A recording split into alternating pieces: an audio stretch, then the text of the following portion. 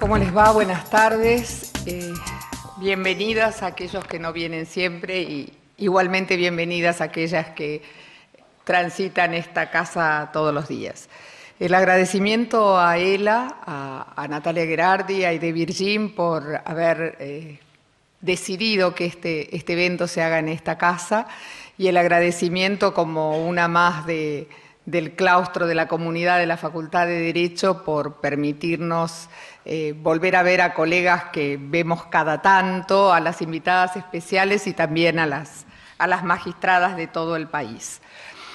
La realidad es que yo me propongo intentar un raconto no demasiado largo de aquello que nos dicen los mecanismos internacionales de protección de los derechos de las mujeres. La Convención para la Eliminación de todas las formas de discriminación contra la mujer nació a la luz de su época, es decir, constatando una práctica de discriminación que no se ajustaba a la letra de las normas de derechos humanos que se refieren a toda persona y a nadie. La receta es estupenda. Eduquemos, modifiquemos pautas culturales y lograremos vencer la discriminación. En el interín, la acción afirmativa es la que tiene que actuar y ella se puede traducir en leyes de cupo y otras medidas de desigualdad compensadora. Para no dejar lugar a dudas, la Convención reformula la casi totalidad de los derechos humanos en clave de mujer. El protocolo facultativo de la CEDAW tomó sus años. Solo puso en práctica un mecanismo de reclamo que básicamente no trajo muchas novedades respecto de los mecanismos de reclamo existentes. Un sistema tradicional de peticiones con previo agotamiento de los recursos internos y, al igual que en el caso del Comité contra la Tortura, la posibilidad de iniciar investigaciones de oficio cuando existe información fehaciente sobre una práctica sistemática de violación de los derechos humanos, en este caso de las mujeres. A ese protocolo se le imputaron las más viles intenciones y Argentina tomó su tiempo en entender que solo implementaba un mecanismo de reclamo, un mecanismo para golpear puertas. Se lo tildó de abortista, por decirlo menos. Ese protocolo, que se adoptó en 1999 y que ya fue ratificado por 102 estados, hace una década que está en vigor para el mundo y desde el 2007 para la Argentina. En este tiempo, en esta década, el comité solo ha podido tratar una veintena de casos y la mayoría de ellos, lamentablemente, no ha reunido los requisitos como para ser declarados admisibles. ¿Qué temas llegaron a la CEDAW? Los de siempre. La violencia doméstica, la de la sociedad local, como en el caso de Hungría, sobre el que voy a volver, o la de la sociedad migrada, como los casos de las turcas en Austria. El riesgo de deportación y el regreso a un mundo de costumbres superadas por el cambio de escenario, como el caso de la mujer pakistaní con un pedido de asilo, la esterilización forzosa, la inequidad en la partición de los bienes a los fines del divorcio, la trata, el derecho a la seguridad social y el desempleo, la imposibilidad de transmitir apellido, nacionalidad o título nobiliario. Pocos de estos temas, que básicamente tienen que ver con un amplio universo de mujeres en todo el mundo, pudieron tener tratamiento sobre el fondo. Los casos de violencia supusieron un paso adelante en la buena dirección. Así, en el caso de Hungría, el comité recomendó la adopción de legislación adecuada para tratar los casos de violencia, sustancialmente la adecuación de los hogares de tránsito, porque en el caso que estaba considerando, la peticionaria era una madre de un niño con discapacidades neurológicas y esto le impidió alojarse en uno de los establecimientos estatales. Cabe destacar también que Hungría tuvo una honesta admisión de la inadecuación y la ineficacia de los recursos internos.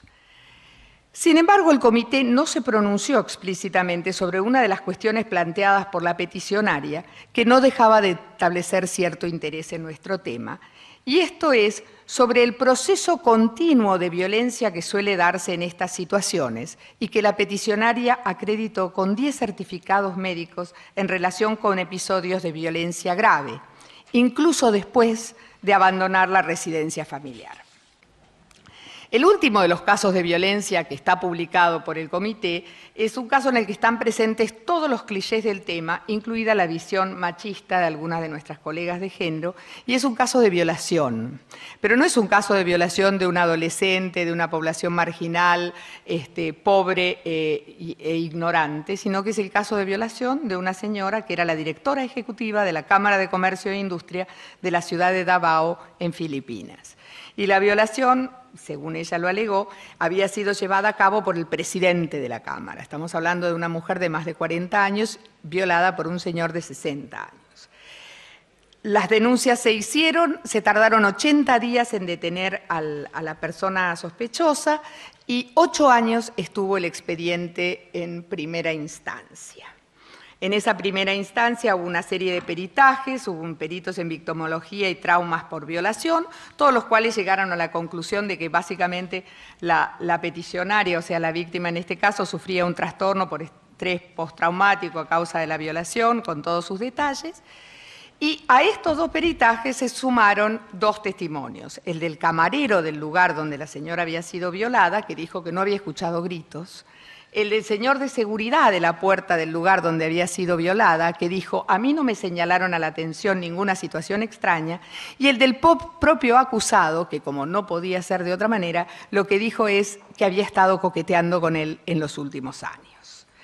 Todo esto hizo que la magistrada decidiera con base en una serie de criterios que su Tribunal Supremo tenía establecidos en la jurisprudencia, que señalaban lo siguiente, y leo. A. Es fácil formular una acusación de violación, es difícil probarla, pero es más difícil para el acusado, aunque sea inocente, desmentirla. B.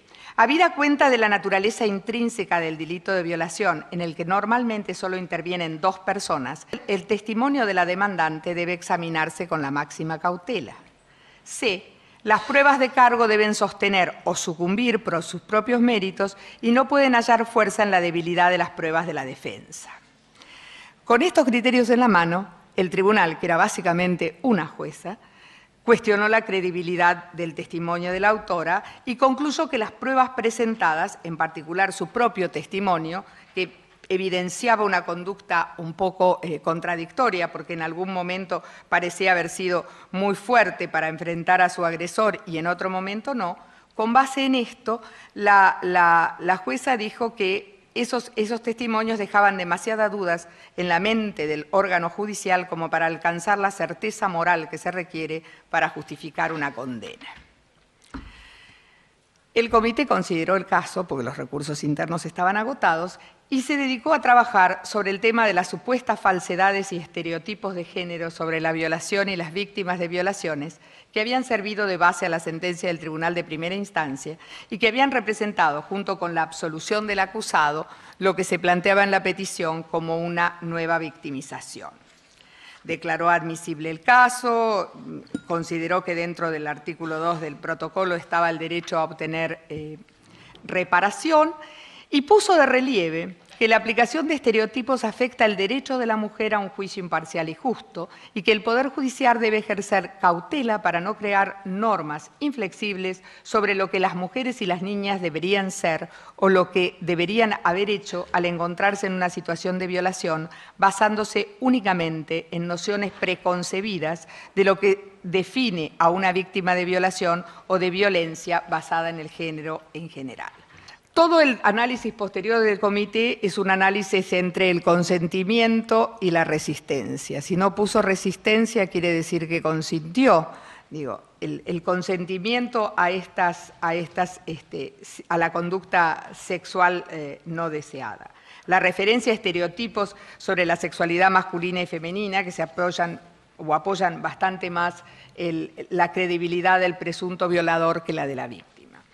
Final de cuentas, el comité, por supuesto, encuentra al Estado internacionalmente responsable por una serie de cuestiones que tienen que ver con el proceso en materia penal y con el tratamiento que a la violencia sexual se les da en el país y recomienda una serie de medidas que tienen que ver con la víctima en sí misma y con una política pública un poco más amplia.